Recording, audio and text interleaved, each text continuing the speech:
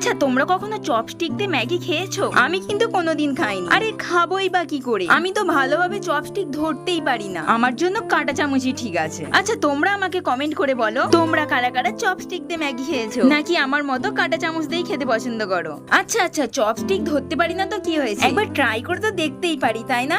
আজ আমাদের ছিল একটা চ্যালেঞ্জিং ভিডিও শুট, চপস্টিক দিয়ে কে কত তাড়াতাড়ি ম্যাগি খেতে পারে। প্রথমে ভয় লাগলেও গেমটা খেলতে কিন্তু খুবই ভালোই লাগছিল, আর আমি জানতাম আমি হেরে যাবই, কারণ আমি হাত দিয়ে খেতেই যা লেট করি, এ তো চপস্টিক দিয়ে খেতে হবে, খেতে খেতে সন্ধে না হয়ে যায়। আর এই হচ্ছে আমাদের চাইনিজ কুইন, চপস্টিক কিভাবে ধরতে হয় আর কিভাবে খেতে হয় সেটাই আমাদের শেখাচ্ছিল।